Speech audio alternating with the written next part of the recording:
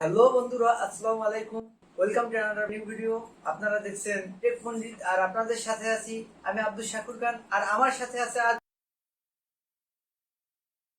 Realme 7 Pro। Wow, আমাদের কাছে Realme 7 Pro ফোনটি এসে গেছে।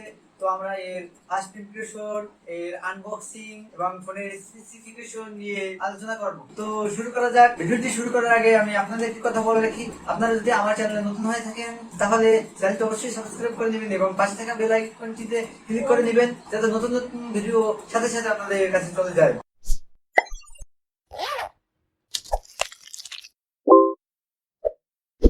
সরাসরি আনবক্সিং এ চলে যায়, দেখি যে ফোনটির ভিতরে কি কি রয়েছে। তো ফোনটি আমরা আনবক্সিং করে ফেললাম। তো দেখি এটার ভিতরে কি রয়েছে। এটির ভিতরে একটি সিলিকন কেস এবং একটি ইউজার ম্যানুয়াল রয়েছে, যেটি আপনারা প্রতিটি লাইন বাই লাইন করে পড়ে নেবেন। যতগুলো ফোন ইউজ করছেন সবগুলোর তো পড়া উচিত ছিল, যদিও পড়েন নাই। সত্যি কথা বলতে এই ইউজার ম্যানুয়াল আমি কখনো খুলেও দেখি নাই, আপনাদের আমি পড়ার জন্য বললাম। খুব ভালো কোম্পানি কষ্ট করে দিছে, তো আপনারা পড়বেন এই জন্য বললাম। বাইরে আবার আমাকে গালি দিয়েন না। সো দেখি এরপরে কি রয়েছে। তো এরপরে দেখতে পাচ্ছি আমাদের সেই কান্ট্রি ফোন, আমরা ফোনটি পাশে রেখে দেই। তো এরপর দেখে আমাদের কি রয়েছে, 65 ওয়াটের সুপার ড্রাইভ চার্জার, সেটিও আমরা পাশে রেখে দেই। তো এই ছিল আমাদের আনবক্সিং এর মোটামুটি ফোনের ভিতরে যে অ্যাক্সেসরিজ গুলো ছিল বক্সের ভিতরে, সেগুলো আমরা সরাসরি রেখে দেই। সো এগুলো আমি সাইড করে রেখে দিচ্ছি। তো আমরা এখন ফোনটি খুলে দেখি যে ফোনটি আসলে কিরকম। আমরা এতদিন যা শুনেছি সবার মুখে, যে সবার মুখে বলতে রিয়েলমির পক্ষ থেকে যেগুলো শুনেছি, তো দেখি তাদের কথা এবং কাজের সাথে কতটুকু যুক্তিযুক্ত ও মিল রয়েছে। তো আমরা দেখি ফোনটি কিরকম। High look, this is good look for ফোনটি। আমার কাছে ফার্স্টের ইমপ্রেশনটি খুব ভালো লেগেছে। তো ফোনটি নিয়ে আমরা বিস্তারিত আলোচনা শুরু করতে যাচ্ছি। এই হলো আমাদের রিয়েলমি 7 Pro ফোনটি। তো ফোনটি আমার কাছে খুব ভালো লেগেছে এবং এর বিল্ড কোয়ালিটি খুব ভালো। একটি প্লাস্টিক ম্যাটেরিয়ালসের তৈরি, যদিও অ্যালুমিনিয়াম ফ্রেম হলে খুব ভালো হতো। তো আমার কাছে প্লাস্টিকটা ভালোই লেগেছে, তবে একটু এর থেকে একটু শক্তপোক্ত প্লাস্টিক হলে আমি ভালো মনে করতাম। যদিও এটি ব্যাক কভার ছাড়া যদি আপনারা ইউজ করেন তাহলে পিছনে স্ক্র্যাচ পড়ে যাওয়ার সম্ভাবনা থেকে যায়। তো সেই ক্ষেত্রে বলা যায় এর পিছনে যদি অ্যালুমিনিয়াম ফ্রেম হতো তাহলে খুব ভালো হতো।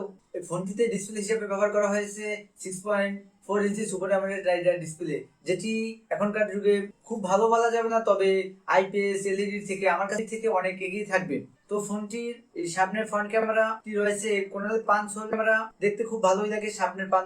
ফোনটিতে ইন ডিসপ্লে ফিঙ্গারপ্রিন্ট ব্যবহার করা হয়েছে, যা আমার কাছে আরেকটু উপরে হলে ভালো হতে, যদিও এটা আমার পার্সোনাল রেফারেন্স, যদিও আপনাদের এক একজনের এক এক রকম লাগতে পারে। তো ফিঙ্গারপ্রিন্টের কথা বলতে গেলে ইন ডিসপ্লে ফিঙ্গারপ্রিন্টটি আমার কাছে বেশ ফাস্ট এবং একুরেট মনে হয়, যদিও আরেকটু উপরে থাকলে আমার ক্ষেত্রে সুবিধা হতো। ফোনটির পিছনে রয়েছে 64 মেগা পিক্সেলের প্রাইমারি সনি সেন্সর ক্যামেরা এবং তার নিচে রয়েছে সেকেন্ড ক্যামেরা হিসেবে রয়েছে 4 মেগাপিক্সেল এবং 1.8 ম্যাক্রো। যদিও এগুলো 2 মেগাপিক্সেল, এগুলো তেমন কোনো কাজে লাগে বলে আমার মনে হচ্ছে না। ফোনটির পিছনে ক্যামেরা বাম্পারটি যদিও বেশি উঁচু না, তবে আমার কাছে বেশ ভালো মনে হয়েছে। তো আপনারা যখন ফোনটি ইউজ করবেন ক্যামেরা বাম্পারের পিছনে একটি গ্লাস প্রোটেক্টর লাগিয়ে নেবেন, তা না হলে আপনাদের ফোনের ক্যামেরার উপরে হালকা স্ক্র্যাচ পড়ে যেতে পারে, যার জন্য পরবর্তীতে ছবি তোলার জন্য খারাপ হতে পারে। এটি আমার পার্সোনাল রেফারেন্স। ফোনটির সামনের দিকে রয়েছে সেকেন্ডারি নয়েজ ক্যান্সেলেশন মাইক এবং ফোনটির বটনে রয়েছে স্পিকার আর USB type C noise microphone এবং 3.5 ইঞ্চি হেডফোন জ্যাক। তো বন্ধুরা, এই ফোনের সবথেকে সুন্দর এবং টার্নিং জিনিস হলো আমার কাছে ফোনটিতে রয়েছে স্টুডিও স্পিকার, যা এই ফোনটির সৌন্দর্য আরো দ্বিগুণ বাড়িয়ে দিয়েছে।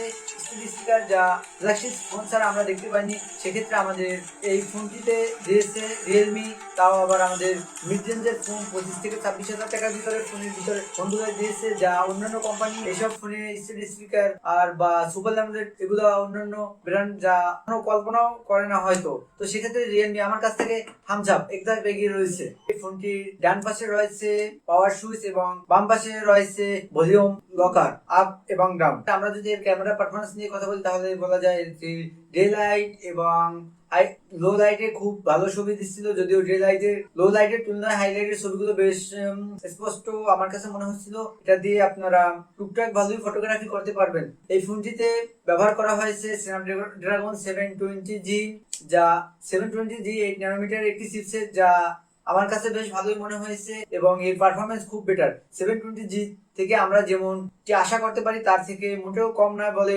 আমার ধারণা। এই ফোনটি আমি বেশ কিছুদিন ইউজ করেছি এবং আমার কাছে অ্যাভারেজ পারফরম্যান্স খুব ভালোই লাগছিল। এটিতে ব্যবহার করা হয়েছে স্টিরিও স্পিকার, যা আমার কাছে বেশ ভালো লাগছিল এবং তার গান মুভি দেখার সময় আপনি একটা রিয়েল ভাব পাচ্ছিলাম যে স্ক্রিনের ভিতর থেকে গানটি মনে হয় যে ফেটে আসছিল।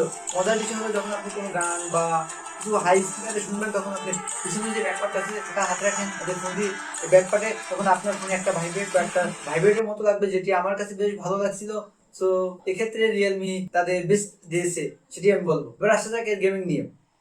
গেমিং পারফরমেন্স খুব ভালো এবং পাবজি এবং ফ্রি ফায়ার গেমিং মোটামুটি খুব ভালোই, গ্রাফিক্স তারপরে আপনার অ্যানিমেশনগুলো খুব ভালোই কাজ করছিল এবং ফোনটি 2 থেকে 3 ঘন্টা গেমিং খেলার পরও আমার কাছে তেমন বেশি গরম হচ্ছিল বলে মনে হচ্ছিল না। এরপর বলা যায় চার্জিং নিয়ে, তো ফোনটিতে ব্যবহার করা হয়েছে 65 ওয়াটের সুপার ড্রাইভ চার্জার, যা আপনারা অনেকেই ভাবতে পারেন যে একটি ফোনে 65 ওয়াটের চার্জার ব্যবহার করলে সেই ফোনটি হয়তো কিছু গরম, কিন্তু ওভারহিটের জন্য ও ব্যাটারিটা কিছুদিন পরে নষ্ট হয়ে যেতে পারে। তবে রিয়েলমি এক্ষেত্রে তাদের বুদ্ধিমত্তার পরিচয় দিয়েছে। রিয়েলমি তাদের এই ফোনটি ব্যাটারিটিকে 2টি স্লটে বিভক্ত করে দিয়েছে। সেক্ষেত্রে 65 ওয়াটের সুপার চার্জার যদি আমরা ব্যবহার করি একটি স্লটে 30 থেকে 32 ওয়াট পড়বে। তো সেক্ষেত্রে এর ব্যাটারি ব্যাকআপ বা ব্যাটারি পারফরমেন্স এবং লং টাইম নিয়ে তেমন কোনো সমস্যা হওয়ার কথা না। তবে আপনারা যদি এই ফোন থেকে গেমিং করেন বা হালকা ছবি দেখা, নেট ব্রাউজিং করা, তাহলে আপনার এই ফোনটি অনায়াসে 10 ঘন্টা ইউজ করতে পারবেন ওভারলোডেও। আর যদি আপনি লোড কমে হালকা ইউজ করেন তাহলে 12 থেকে 14 ঘন্টা ইউজ করতে পারবেন, যেটা আমার পার্সোনাল ভাবে আমি প্রেফার করি। যদি আপনার কাছে থেকে হয়তো বেশি যাবে বা একটু কম যাবে। এর স্টোরেজ এবং র্যাম রোম নিয়ে কথা বলা যাবে। এই ফোনটিতে 8 জিবি র্যাম এবং 128 জিবি রোম ইউজ করা হয়েছে। আমার কাছে যেটি মনে হয়েছে রিয়েলমি এই ফোনটিতে 128 জিবির সাথে 6 জিবির যদি একটা র্যাম ইউজ করতো তাহলে এই প্রাইস থেকেও কিছুটা কম হতো এবং পাবলিকের কাছেও বেশ ভালো লাগতো। যদিও এইসব ফোন যারা ইউজ করে আমাদের মতো ইউজারদের জন্য 8 জিবি র্যাম কোনো কাজে আসে না, আমাদের 6 জিবি র্যাম হলে এনাফ। তো সেক্ষেত্রে রিয়েলমি একটু বাড়াবাড়ি করে রাখছে। তো এবার আসা যাক এর প্রাইসিং নিয়ে। তো ফোনটি আমাদের দেশের বাজারে এখন 26,990 টাকার মতো ও প্রাইস রেখেছেন। যদিও আমার কাছে ফোনটি বেশ ওভার প্রাইসিং মনে হচ্ছে। রিয়েলমি যদি এর প্রাইসিংটা কমে 25 থেকে 26 হাজার টাকার ভিতরে রাখতো তাহলে আমার কাছে মনে হতো যে পাবলিক খুব স্বাচ্ছন্দ্যে ফোনটি নিত। তো এবার আসা যাক এই ফোনটির ভালো দিক এবং মন্দ দিক নিয়ে। ফোনটি আমি বেশ কিছুদিন ইউজ করার পরে যেটি আমার মনে হলো ফোনটিতে তেমন কোনো সফটওয়্যারগত ইউআই গত কোনো সমস্যা নেই এবং ব্যবহার করার বেশ কমফোর্ট লাগছিল। হাতে কমফোর্টেবল একটি ফোন, সমস্যার ভিতরে তেমন কোনো সমস্যা আমার কাছে মনে হয়নি। তবে আমার কাছে মনে হয়তো ফোনটি ওভার প্রাইসিং করে রাখছে। তো ফোনটির আর কোনো প্রবলেম আমি দেখি না। এই ছিল আমার আজকের অনেস্ট ওপিনিয়ন। তো আপনারা চাইলে ফোনটি নিতে পারেন। আমার ভিডিওটি যদি আপনাদের ভালো লেগে থাকে, আমার ভিডিওর মাধ্যমে যদি আপনারা উপকৃত হয়ে থাকেন, তাহলে আমার চ্যানেল আপনি নতুন হয়ে থাকেন তাহলে আমার চ্যানেলটি যাওয়ার আগে সাবস্ক্রাইব করে নেবেন এবং পাশে থাকা বেল আইকনটি ক্লিক করে নেবেন যাতে নতুন নতুন ভিডিও আপনার দরবারের সাথে সাথে পৌঁছে যায়।